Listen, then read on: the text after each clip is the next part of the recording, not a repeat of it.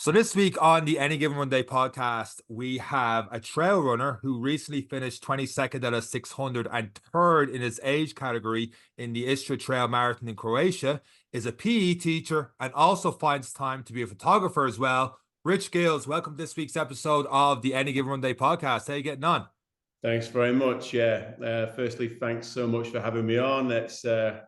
It's great to talk about something that obviously we all connect with and love doing. And it's a great thing to be involved in. Rich, looking at your Instagram, one, it's class. The photos and stuff you have, without even knowing you're a photographer, you could tell you're a photographer. Like that's what attracted me to your Instagram first. The views, like you have pictures of yourself running through the French Alps and everything else. But one of the most common questions we have people in the podcast that do all these trail runs and all the rest is, sure, they've all day to do it. Like they've all the time in the world to do it. Yet, like you've got a full-time job as a PE teacher and managing kids. I can't imagine how stressful that is. I'm sure it's rewarding, but it has to be stressful at time. You're a photographer as well that goes to like different places and does that kind of stuff as well. How do you fit the time? It's a great question, and it's a question that I often ask myself, and sometimes get found out about. And my body and my mind and my girlfriend sometimes they remind me, hang on, slow down. You're busy. You're too busy. Just take a bit of rest and digest. And actually, in this last 12 months, I've really started to recognize that more, and actually, it's making a big difference. So full-time teacher and aspiring professional photographer, which we can talk about a little bit later on. And obviously, I've been involved in sport all my life, which we can discuss the transition from different sports, and then latterly into trail running. But it takes a hell of a lot of time, and not only to train, but to go and earn your crust. And also to spend time with friends and family. So I don't have kids, so that's one. Like you could say, that's given me a chance, and I'm in my 40s now. But it's a busy time. Everyone with screaming toddlers are cursing you now, Rich. That's it. Yeah, I know. So you have had a varied amount of sport and a good foundation of sport. We've had lots of guests come on and talk about athletics being a foundation, but your foundation was swimming and football. Correct. Yeah. How did you find, I suppose, one bit from getting into the triathlon side of things? I wish I focused on the swimming side of things and not the football side of things. It's one thing as an adult I'm finding so much more difficult to learn and adapt to, and instead of progressing with. How have you found that foundation? Because you only started getting into trail running through COVID, like the rest of us. How did you find the foundation level of your base fitness anyway? Did you always have a good base fitness? Well, it's a funny one, really. I've always been quite competitive. I've always wanted to do the best I can, and from an early age, I was fortunate, and I'm grateful to have grown up in the edge of a council estate in Sheffield, but right on the border of farmland and the countryside. So that gave me, and I'm the middle child. I've got two brothers. I'm the middle lad. But that gave me a real opportunity to grow up with, luckily, next to my friends, but also in the great outdoors of the countryside. And every day after school, I was out playing football with my mates or on the bikes, maybe playing tennis, playing hide and seek, whatever it was. I was out being active. I got a busy body and a busy mind. And my friends around me were just so involved in football, so I got involved with football. My parents weren't necessarily into football at all. My mother wasn't. My father was a rugby player, and he wanted me to go down the rugby route, and I just didn't grab to it. So football became a massive part of my life, and I did actually dream of becoming a professional footballer, like most lads did. Obviously, that didn't materialize. but I did play football from the age of 7 right through till about 37. I stopped a few years ago. And yeah, I played every weekend, Saturday, Sundays, trained, and I absolutely loved it. Yeah, I never made a semi or professional sort of standard, of course. But yeah, what I got gained from football and that camaraderie, playing with the lads, and competing, and that aggression in games, and that winning and losing in battles was great. And go back again to when I was about 10, 11, and I thank my mother for this massively. She wanted to make sure that her 3 lads didn't hang around on the street corners and get up to mischief. Okay, and that it can easily happen in and around the streets of Sheffield. My parents were never going to let us do that, but my oldest brother, who was a very good swimmer, and my youngest brother, it turned out to be a great swimmer too. She grabbed all 3 boys and dropped them in a swimming pool and said, "This is the local club you're going to get involved in. Okay, yes, Rich, you're playing football, great, but Pete and James, my brothers, they don't necessarily play football, but we want them involved in sport."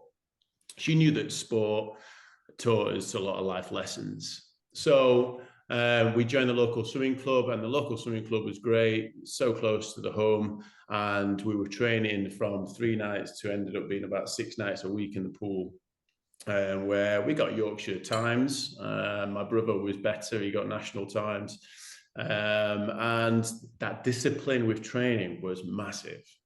That endurance and that aerobic capacity during training was huge. And obviously we didn't see that as kids. But what that did give us, we're going back to your first question, is that sort of discipline in training from an early age.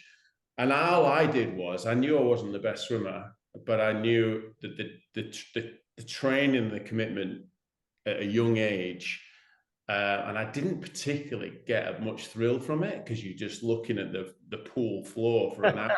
There's no interaction or communication. It's not a team sport. It's quite, you're quite in your own space. So that also teaches you some lessons about having a strong mindset and a determination to finish and just get through a session. And all I fueled that for was to, if I get really good at swimming and my endurance and I get stronger and fitter, I'll be fitter for football. I've got a better chance of making it. Okay, so that was where, and if so, you could look at six times a week out, 7 nights a week or days a week, I was active. What comes with that? Of course, there's a lot of running. I was running to swimming. I was cycling to swimming. I was running to football. I was playing football. I was running. Running and walking is an everyday activity that we do without realizing, of course.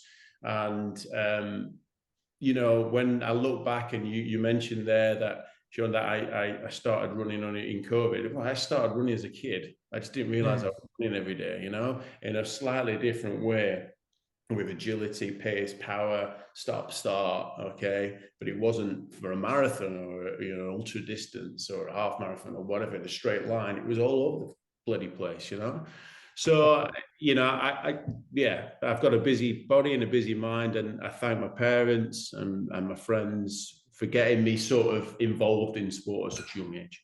I suppose running since COVID would be, I think you wrote it in one of your Instagram posts, more seriously, as in you took it more so as a sport. Just get out of the way, I'm sure you've been asked this a million times, but since growing up swimming, you're doing very well running. Has the Ironman question been said to you a lot? Like, it's just the one discipline to do that. Like, a lot of people struggle to swimming, but you've got a great base there. So have you been asked that? Have you been tempted, or is cycling not a thing for you?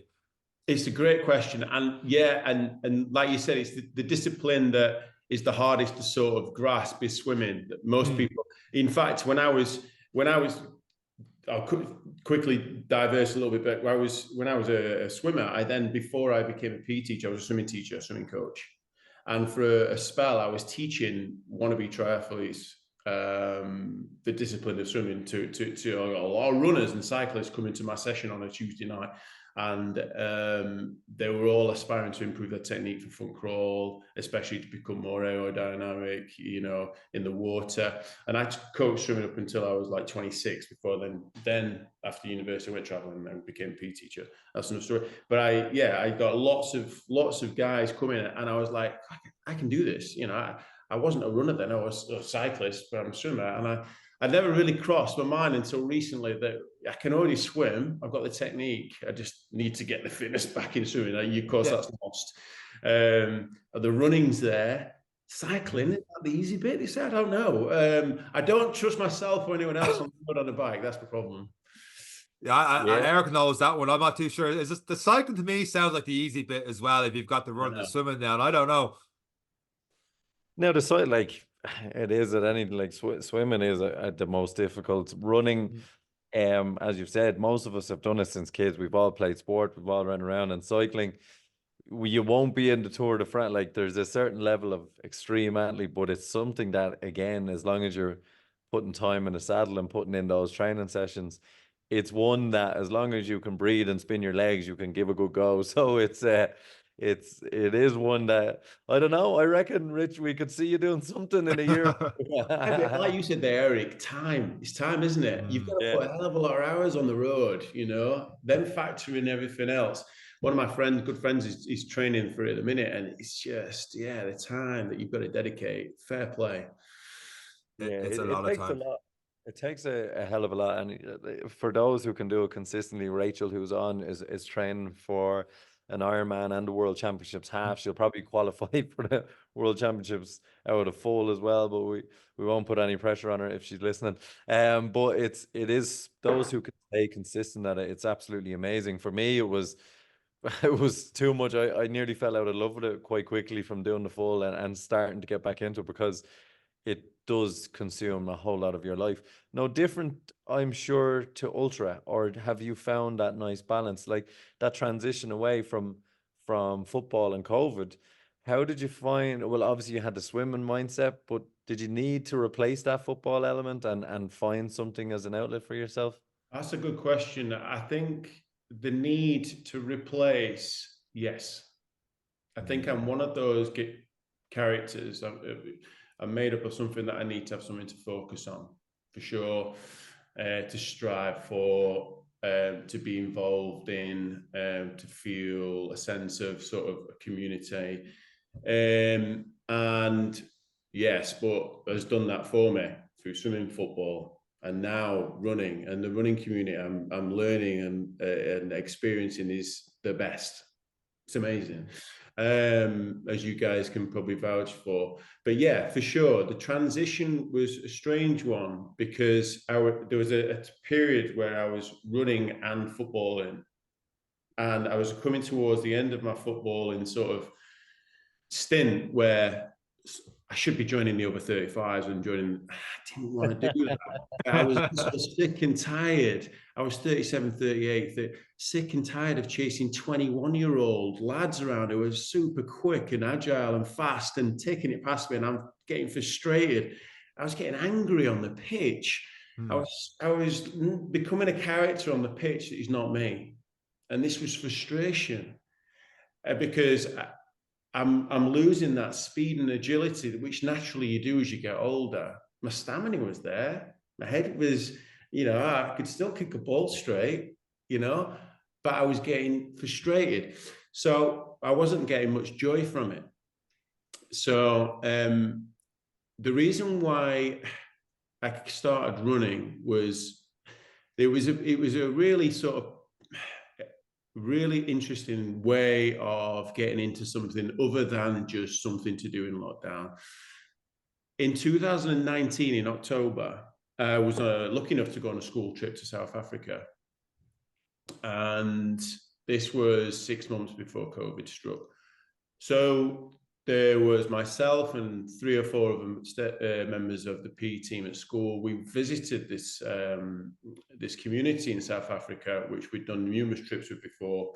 We did a lot of community work with them. We learned about the apartheid. We learned about the communities there in South Africa that didn't have much, but they had everything. music and smiles, and they were just the most joyous people to be around. But yet they were living in sort of poverty, stricken sort of communities. We did a lot of work with these schools and communities, regeneration of plantations, vegetation patches, learning about how their communities work together just to get through life. But again, having not much, but having everything at the same time. And our students were on that trip with them. And it opened their eyes, because our students took such a while for them to open up to these students. And it gets to the point where running came into this in the minute. And then we had a great experience. Fast forward 5-6 months and COVID hit, and we didn't know what the hell was going on. Everyone was a little bit like, what the hell? I was living on my own, and school was shut, and we were still trying to teach online here and there, and it was a bit unknown at that period. And then I got a call. Were we going to lockdown in, was it March, April? It was, wasn't it? March 2020, yeah. At the end of April, I got a call from one of the people we work with in South Africa saying, Rich, the community that you worked at, Johan Husmore School in Tsikhama, South Africa, they've got in touch with me to see if you and your students and staff at your amazing school in Rotherham, in Sheffield, near Sheffield, can help out. Their community and the children rely on their daily nutrition food from their school dinners. And while their school is closed, which it was at the time because everyone suffered, the children weren't getting the daily nutrition because the families can't afford it. And then you go, Christ, this. You don't realize how much school plays a pivotal role in the children's lives, providing nutritional food. So I was like, this is crazy. These communities, these families can't afford to feed the family because the school's closed, where they got their free meals for the kids, which was nutrition, daily nutrition. Can you do anything to help raise some sort of money for this community that you work in? Yeah, we put our heads together, staff. What can we do? Okay, month of May, lockdown. We are going to cover the distance from our school in Rotherham to their school, 8,760 miles in a month. That sounds a humongous feat to achieve. But we did it because what we did was I got a little video, a little chart on this live Google attachment. All the students that went on the trip, and there was 20 odd students, 4 staff, but all the PE staff got involved. But all the families that were connected to our students and staff could be involved too. And what you had to do is, whatever miles you did in a day, walk, cycle, or run, you logged it down. As a family, you accumulate it and log it down. So one family could have done 50 miles in a day if they'd all gone out on the bikes. And this is lockdown. We could, we had to walk, we had to do something. And we did it. We achieved it. We got to 9,000 miles in a month of May, and we raised over £2,000 for this community. And we got live pictures of the community bringing stacks of food, and it was the most amazing thing to be involved in. Brilliant. Now, I was at the start of that personally. I was walking every day. I've done 10 miles today in lockdown. Get in. I've done my 10 miles. Tomorrow I'm going to do 11 miles. And then we're going to keep going. I'm going to log it down. And then it got to a point, I can't not do 10 miles a day. And then it turned into running. And that was the story. And then the running just started progressing. And the love for being in the trails and the outdoors came into where we are today, where we're running for like this amazing sort of feeling. And, it's great. It's beautiful. A story like that ends in trail running. Most people fall into it and in a similar way to yourself, but it's nice to have that feeling, because most runners now that we talked about, most run clubs that now we have are formed out of a lockdown or our own Facebook community of people doing 5Ks and stuff. It's a fabulous story, and I suppose again it just shows you how important sport is around the world for communication and community and the coming together through sport. It's absolutely amazing. And you have done a hell of a lot of miles on your own since then as well, and ultras where you've got yourself, for example, in your Strava in 2023, you covered 3,409 kilometers.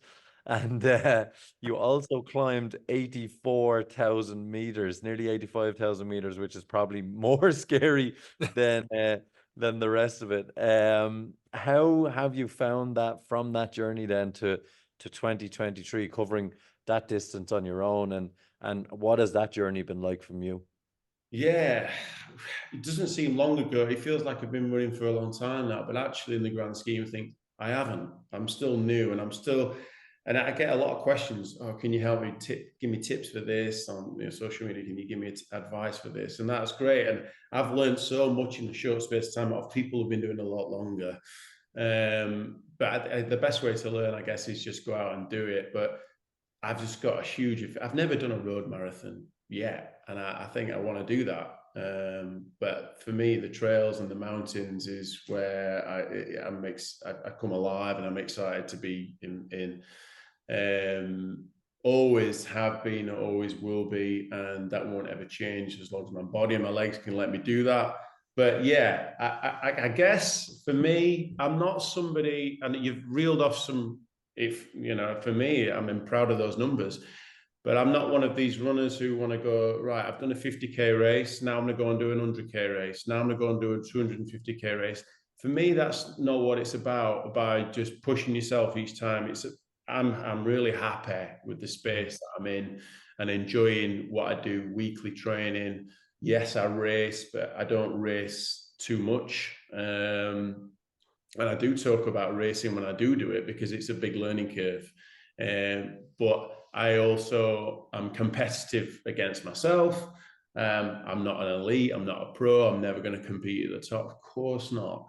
But it's the process of getting there and realizing that as we get older, actually, we can still do more than we think we can. If this is strong, and we eat well, sleep well, and we hydrate and all that, and the way of learning, we can keep going for longer than we think we can. So I'm really thrilled to be in the running community and taking up running now, because if it wasn't there and I didn't get that, I don't know what I would be doing right now, because I know football wasn't healthy in the last couple of years for me, mentally. I wasn't enjoying it. So yeah, I'm extremely grateful and thankful. And I've just done a recent race in Croatia, which when I became 40, I'm 41 now. When I came 40, I wanted to race abroad. That was a goal. Okay, in my 40th year, my goal is to race abroad. I'll just book a race, what falls in the school holidays, so I can go and do it and experience racing abroad. And it didn't happen last year. I ended up getting I got a little bit ill in the summer, and that was actually, I'm happy to talk about, as burnout. So you were talking about earlier about overdoing things. How do you juggle all these things? I actually developed burnout, and I was knackered, messed up in the summer. So I had to overcome that. So that fell on the wayside. But so this year, I feel tons better. I've had a lot of rest and digest, and I raced Istria last week, which was amazing. And I've actually got another race in Chamonix UTMB at the end of August, which is exciting. So yeah, it's life's about just experiencing things and going, living and learning and progressing and doing the best, getting the best version of you through whatever opportunities come your way. And that's what I feel like I want to do over the next chapter. You were talking about running community. It's funny you started that saying you hadn't done a road race marathon yet. London Marathon's coming up this weekend. Weekend and next weekend. The lottery's this Saturday for the 20th. For people trying to get the 45th marathon. While you haven't done a London Marathon, you have a phenomenal London Marathon story from last year. Yes, phenomenal. Yeah, I've got a good friend of mine, Mark Peart, who is, he's one of the fittest people I know on the planet. He is an insane sort of all-round, do we want to call athlete? He doesn't like using that term, athlete, I know, but he's a superhuman. And I'm lucky enough to have done a lot of training with Mark. I often chase him around the trails, try to keep up with him. Be super strong. But as an all-round sort of sporting man, he's great. And he's a fireman, and he asked me to be one of his crew team to support him running the London Marathon last year, under oxygen, so under the mask and a full PPE suit, and he smashed it, and he got the record. He broke the Guinness World Record in doing it. Most people, firefighters, do it in just uniform, but he did it with a full tank on, where he had to breathe with a full breathing apparatus on it. And we were with him every 2 miles, where we changed the system and we make sure that he didn't step forward while he didn't have the mask on and the tank on. So I remember running around with a spare tank and vest on to carry and take it to the next stop, running across tube. It was amazing. How heavy is that tank? Oh God, how much did it go away? I think the full kit that he had on was 20 kg. So I'm sure it was. I've not done I should have done my homework on looking back at the numbers, but yeah. Probably about 40, and he's cursing you right now. No, yeah. He'll be like, what are you doing to me, Rich? But yeah. To put in context of how phenomenal this achievement is, they're going for the Guinness World Record, and he did his time in 4 hours 42 minutes. That's it, yeah. Previous record was 7 hours, according to Instapost. So from 7 hours to 4 hours 42 with all this kit and stuff on him, and I didn't even know he couldn't even take a step forward by putting that mask stuff back on, because you had the air cylinders and all in the post. Yeah, like I was just sort of go, that is absolutely phenomenal. Insane. And most people would be happy with that time without just to show some. Absolutely. So yeah, he's insane. He's actually, I've just spoke to him this morning actually. He's just done an ultra yesterday, 52k, 1200 meters, 4 hours. I mean, he's just insane. So I'm lucky that we're good mates and we train together, but I'm very lucky that I've got a lot of amazing mates who live around me who are all amazing runners, in their own right, cyclists, whatever. And we go out and just do it, like the Tuesday Club guys. Daz, who runs that, he's 52 and he's got a sub 3 hour marathon time. He's like, and I've known him all my life, and I'm very lucky to have some great runners around me. Rich Lazenby is a really big runner as well. He did Dragon's Back last year. He lives around the corner, and we got training again. So again, I'm lucky with the community I've got around here, friends and great people around. So yeah. It sounds like a class community. It also seems like your burnout came at the summertime. Was that the reason you did a cold retreat last July? I'm assuming that's when you felt like you had your burnout. I want to talk to you about the cold water therapy and how that helped you. And also you talked about how nasal breathing helped you. When you run and through the trail running, the mountains and all the rest, and going uphill and all that, like that, I find that hard to begin with. You do that nasal breathing? No, I can't. I don't think you can do it all nasal breathing. I think if you can be encouraged to do it all nasal breathing, great. I read the Oxygen Advantage book in lockdown by Patrick McEwen, who I don't know if you come across that. If you haven't, I recommend having a read or listening to some of the podcasts that he's involved in. So Oxygen Advantage, and basically it talks about how the nose, we're designed to breathe through the nose and not the mouth. And the mouth is designed to obviously intake, fuel, hydration, and talk. And as a mouth breather, a speaker for a living, as a teacher, teachers are knackered at the end of the day. Why? Because they're talking for a living. So people that talk for a living are knackered at the end of the day, and they don't know why. They think it's just the job, the stress of it. And I think it's to do with constantly talking like this all day, managing, get in line, da, da, da, da, da, da. So when we chest breathers, that is not diaphragmatic breathing. And if we use the diaphragm to breathe, we control the breathing mechanisms, and the lungs work more efficiently and effectively if we use the diaphragm to breathe. And the best way to do that is nasal breathing, and it slows everything down.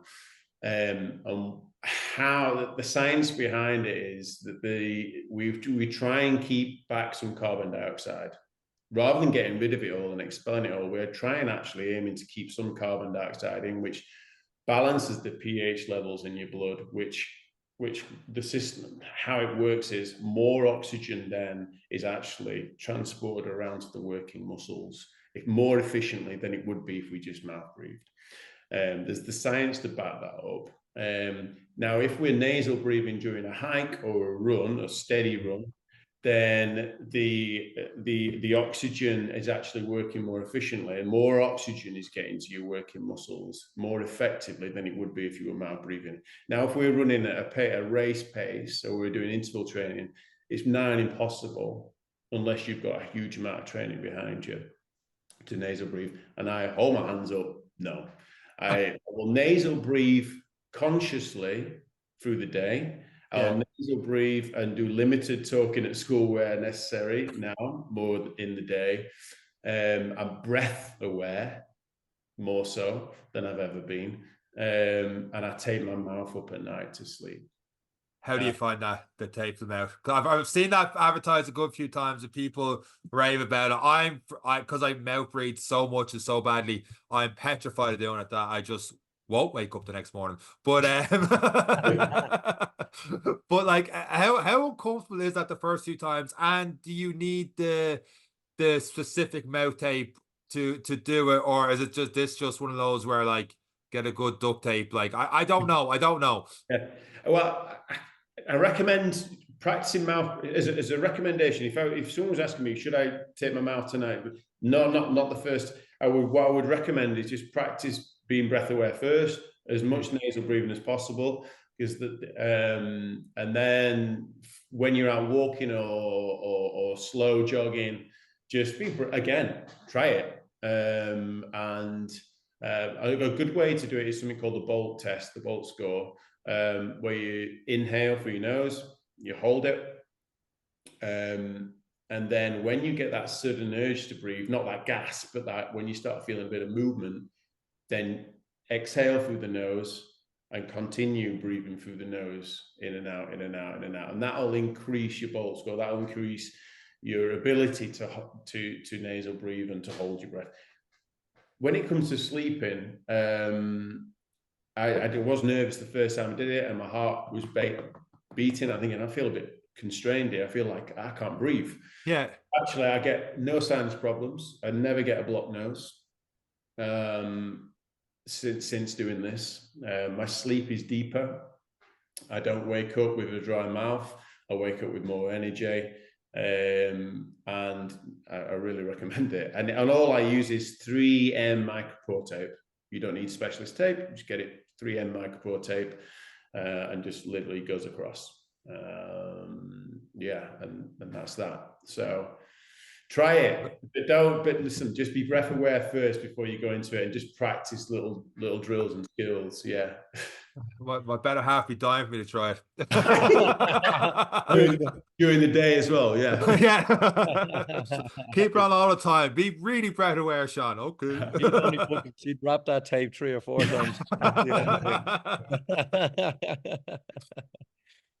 It is something we see, and I suppose we've always said, like, focusing on your breath, it can control heart rate, and it is. We're always looking for the benefits, and everyone's always looking for benefits, and like we say, it works for some mightn't like it, and that's what it all comes down to as well. With the likes of the mouth breathing, nasal breathing, you find it works for you, and others might not like it, and they find that sitting in a sauna for a half hour a day is how they get their deeper sleep and stuff. And it is all about trial and error for what works for you, really, isn't it? Completely.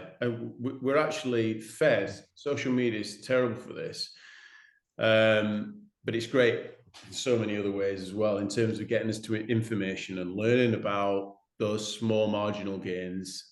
And I feel like more than ever, we're being pressed with, you should be doing this to improve your better. And we're feeling, oh my God, I'm not doing this, I'm not doing that, I'm not taking this, I'm not taking that. Shit, am I actually living a healthy life? Maybe I'm not, because I'm not doing this, that, and the other. But actually, sometimes you just got to strip it all back and go, right, what works for me? When do I feel good? What makes me feel good?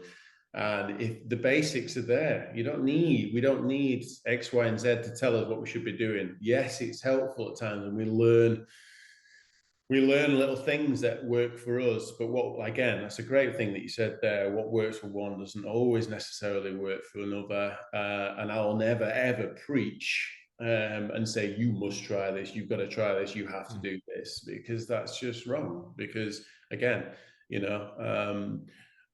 it's just never going to be like that. It should never be like that. And that's the crux of I've come through education, through teaching people how to swim, to then in education in schools and physical education. And yeah, again, you can't force these things on anybody. You just got to let it be natural, but advise and guide.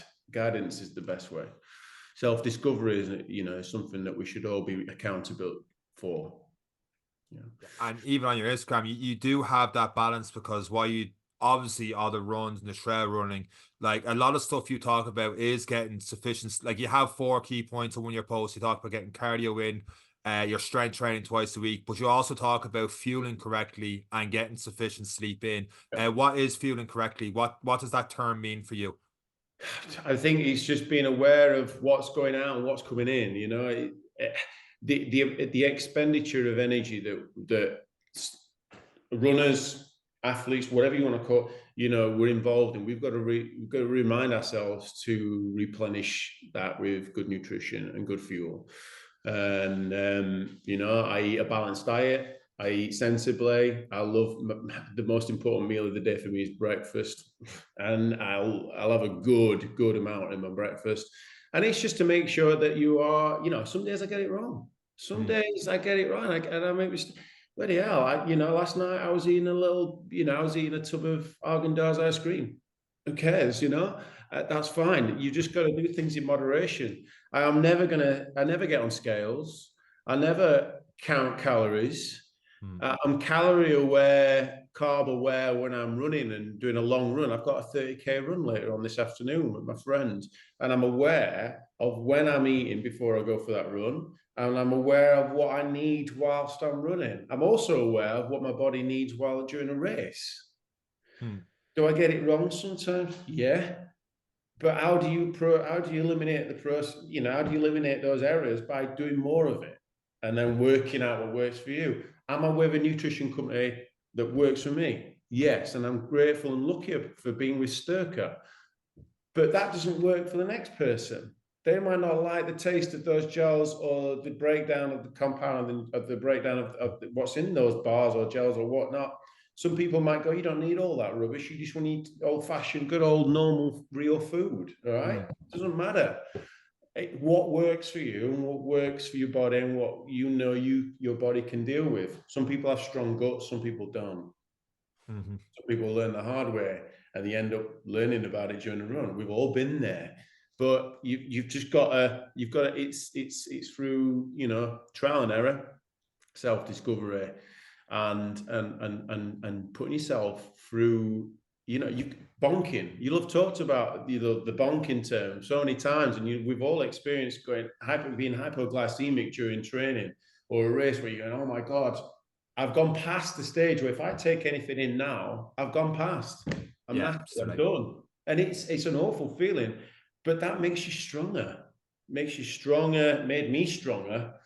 And my friend, I'll never forget this run with Mark out in the Peak District, Mark P again. We were out on a long run in the Peak District a couple of years ago. I was still naive and new to learning a lot of things, getting things wrong. And on the last 6K coming down this hill, I bonked. And I said, mate, I'm done. I had to stop. I fell over. I was delirious. And he says, mate, get some more jet. And I've taken it. I've just gone. And I remember a key point in telling me was, and I learned this, that'll make you stronger. You're going to be so much stronger from that because your body's becoming more resilient.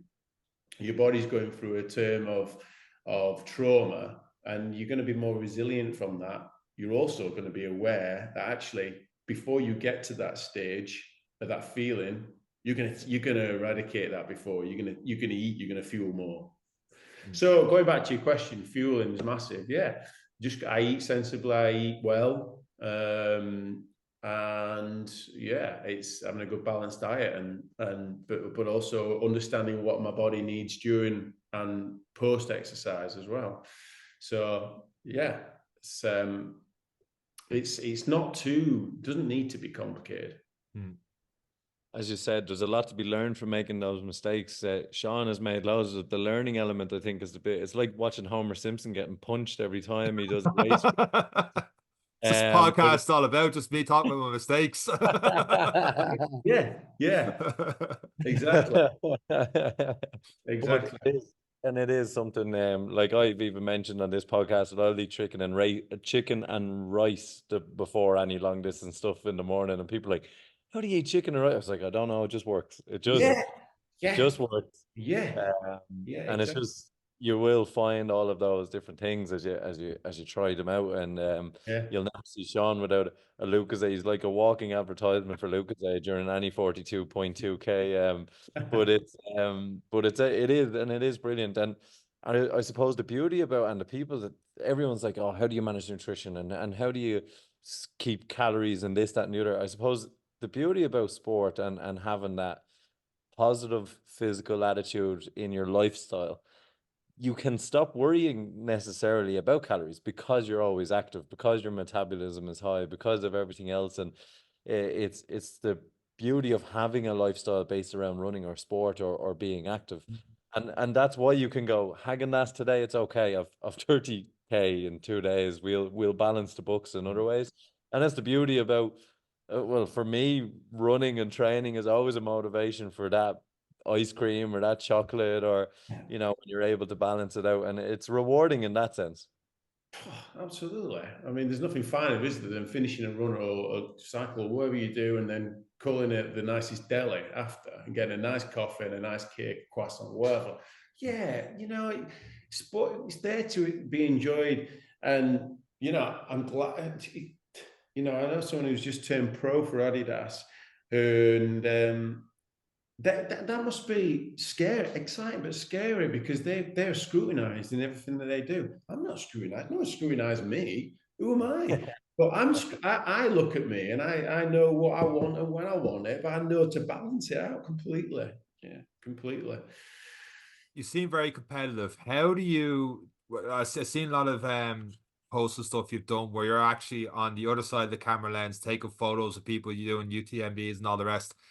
One, is that frustrating because you're not actually? I know you're doing your passion, but like you're not in that race. You see them in that race. Do you get that little bit of jealousy then? And two, is there anything in the trails you've learned, like, oh, I wouldn't have learned this only that I was on the sidelines at this stage, seeing a racer do this or that kind of thing?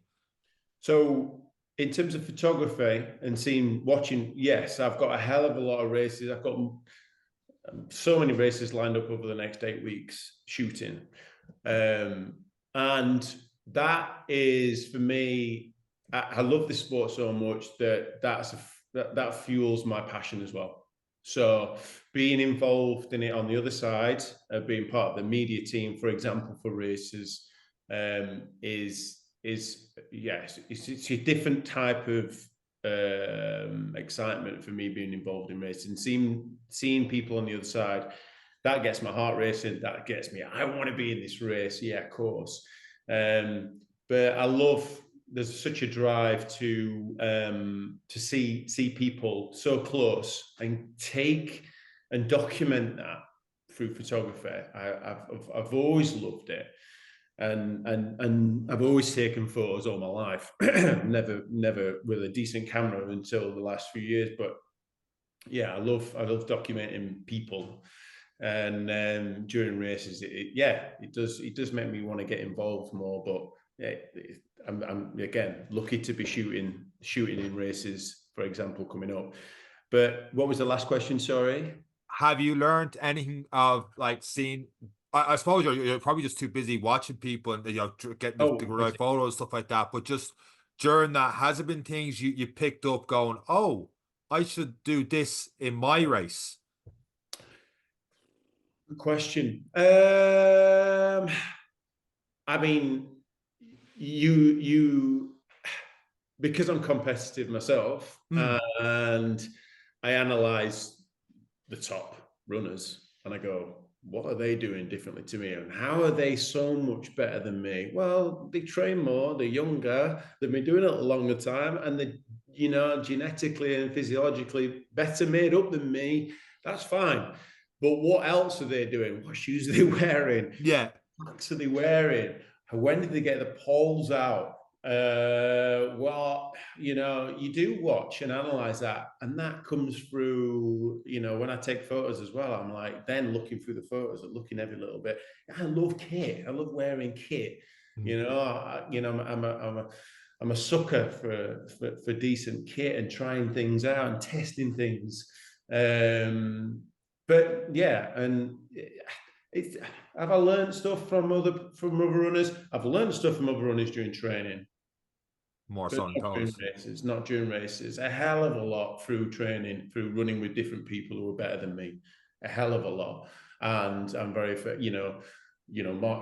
Mark Carey, for example, he took me on my first long run. He spoke to me. This is before Mark Peer and Rich Lazenby. He was the guy I looked up to. He got me into it. He got involved in a lot of things, and I learned a hell of a lot from him. I always remember calling him the week before my first ever ultra.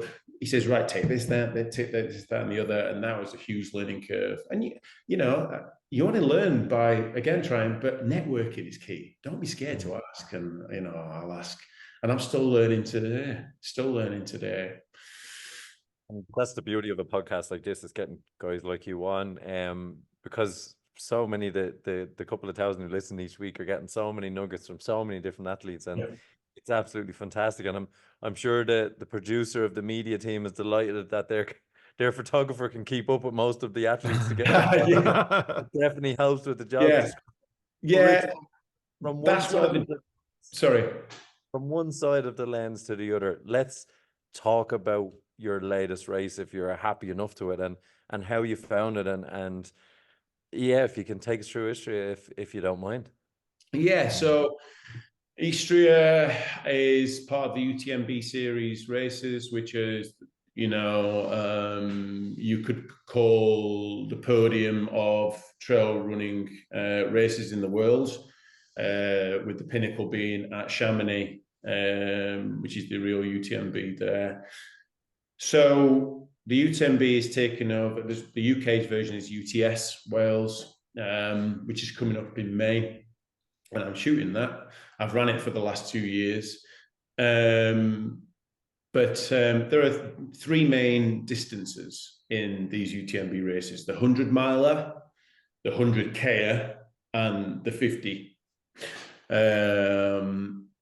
And invariably they'll change. The distances are similar, but the profile in terms of meters elevation will change, perhaps in different countries.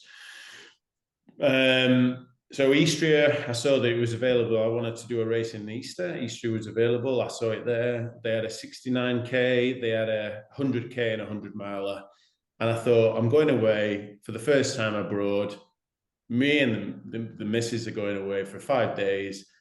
I don't want to do, I could do the 69K, but I'm not going to, because I want to be able to still be actively doing some on holiday and chilling and having a good time as well. So the 42K option was there,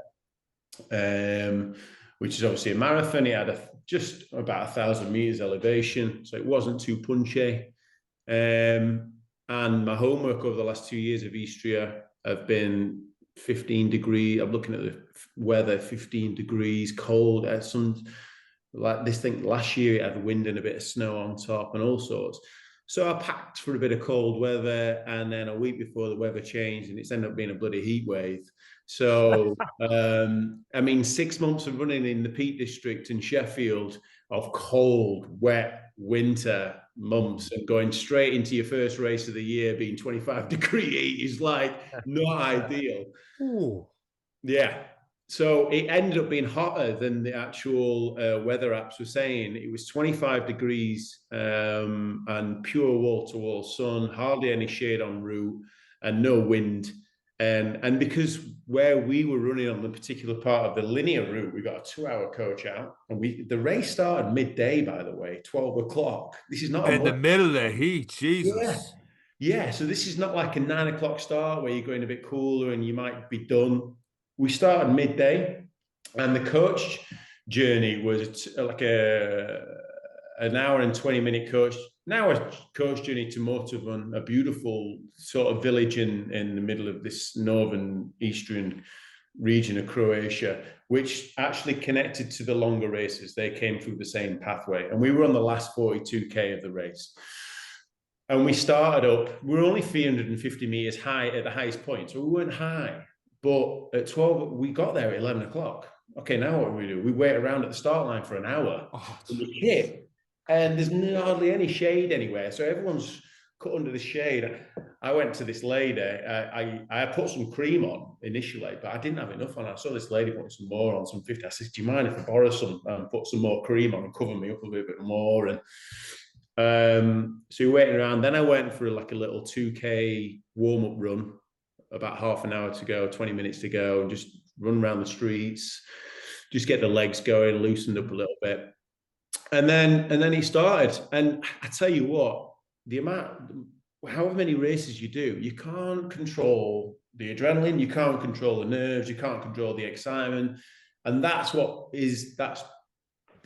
exciting things about races. So when people say, "Oh, you shouldn't race too much," or "you should practice racing," I think it's a really good tip to actually practice racing. If you've got a race in mind that's your A race for the year, I still think you should do a few other races leading up to it, whatever, and just to practice how you cope mentally, and the adrenaline and the anxiety and the stress and the all those different emotions that you go through, that you can't replicate in training. You can't replicate. Come on, we're going race pace in training today. You're not nervous before that, are you? You're not excited before that necessarily. You can't control that. So I was nervous. I was excited. I was, unknown abroad, but I knew it was going to be nothing. It wasn't a mountain race. It wasn't on ridgeline, single track sort of scrambling routes. It was in the lakes or Wales or anything like that. It was just single tracks on sections. It was gravel roads. It was few communities. It was a lovely route. All the climbing, I think 900 meters of climbing was in the first 20k. So it's a pretty tough start in terms of the profile. My legs started to make a little bit of noise about 12k in of cramping, which is early. So early for me. And I'm like, don't bloody start now. I was talking to my legs to stay with me. And I'd had what I thought I needed in terms of electrolytes, loaded before, the night before, etc. Did I drink enough during that race? Probably not. I probably could have drunk a little bit more pre-race as well in terms of water. I didn't expect it to be as hot as it was. That was a mistake. But I didn't cramp. I didn't cramp at all during the run. And there was a hell of a lot. There's 20k downhill all the way. And you didn't realize, people think it's hard going up, but actually just pounding down. On the quads and the hips, But so it ended up being, did I have a goal in mind? I don't know if I had a goal in mind. I just wanted to run well and feel good and enjoy it. And I knew I wasn't going to be competitive in that race. There's professional runners in that race, and just go out and enjoy it. It'd been nice to become first Brit home. I think I was second, but there weren't many British runners running in it. But I was happy. With 6k to go, I was running through these fields, and I'm like, this is never ending. And my legs were tired. My legs were heavy. It must have been due to lack of hydration, maybe just not race fit. But I thought I did sufficient training leading into it. Perhaps there were a few specific sessions that I missed off that I should have done. I'm not with a coach. You could argue whether we need a coach at our level or not. Yes, for accountability. Yes, for a bit of, it saves you time to think about it, or can you just go and do it yourself? That's another debate, another topic area we can talk about. But yeah, I was happy with 5k to go. Can I get under 4 hours? Can I get under 4 hours? I missed out by a minute, but no, happy with the result. Happy with what I'm feeling. 22nd of the 600 is phenomenal. And whether you had a coach or not, your coaches are bringing the sun to Sheffield, so you're not going to be able to train for that. Well, I bet your better half was delighted with the weather that week. Yeah, absolutely. Yeah, exactly. I says, listen, we're going to Istria. I don't know if the weather's going to be too pretty. Pack a few jackets, coats, etc. Yeah, we were delighted with the weather, and yeah, it was nice after. It looks like a beautiful part of the world, Croatia, from the photos I've seen from people online that have done it. Yeah, beautiful part of the world. Istria is not sort of the place Brits go. British people would go necessarily on holiday. It's very close to Italy. It's on the border of Italy and Slovenia, so it's quite a nice region to visit. Yeah. So taking that now, what's next for Rich? What you've mentioned August? Is this now building into a summer of intense training block for a real goal now in August? Obviously, you picked a 42. It was a race test. Is this your A race coming up in August? Yeah, OCC is like the London Marathon for road runners. So it's the pinnacle of selected races. It's the most hyped up. It's the biggest, covered races. You can watch it live. It's, you can't just put in and pay for that race and get a spot. It's like you have to be pulled out of the draw. And to be pulled out of the draw, you've got to have what's called running stones. And you only get running stones if you race other UTMB races. Istria was one, for example. So I've now got 2 stones again. Last year I had 4 stones. They've all been taken because I got successfully picked out of the hat. So yeah, that's it's 20 weeks, is it? I think something like that, end of August. So yeah, I will be pushing for that. The Elevate, it's an extra 10K on the race that I've just done, but it's an extra 2,500 meters climbing. So that's massive. It's 3,500 meters of elevation. You could call that Snowdon, going up here, we're with 3 times if you want. Ben Nevis 3 times up and down. So it's a mountain race, but it's hard packed trails. It'll be super busy with so many runners because they pack it. I've been there for the last 2 years as a photographer and as a fan, and it's just buzzing. It's electric. So yeah, being able to run this year is I'm lucky. I'm grateful. So that's what I'll be training for, and I'll get a race booked in before that as well, a bit of a training race, if you want to call it. I don't know the distance yet, but a local one just to test things and test the water. So that's that, and hell of a lot of races to shoot as well. I've also got another goal to try and achieve this year, which is not a race, but it's the Peak Divide, which is you get a train from Sheffield train station to Manchester train station and run all the way back through the Peak Districts. It's 84K. I'm just going to do it as a bit of a social run. So yeah, that'll be a social run. I don't know. There's a lot of people here now. They'll meet you for the social drinks afterwards, I'd say. Yeah. It's daylight hours in summer. There'll be plenty, be chilled. And I've said to people, come and join me en route for 20K or whatever. And yeah, that'll be a good fun day. But no, yeah. So yeah, exciting year. Hell of a lot of races to shoot as well. So I've got to make sure that my training balance of work-life balance is balanced. So well, Rich, best of luck trying to do that. We'll have all your Instagram details in the show notes at rich.trails, is it, on Instagram? Yeah, that's it. Yeah, we'll have that in the show notes for people to follow. And even, like I said at the start of this podcast, for the photos and stuff you take alone in the mountains there, it's absolutely phenomenal. Rich, it's been great having you on this week's podcast. I know you said you're going for a 30K run, the lads. A great way to spend a Sunday afternoon.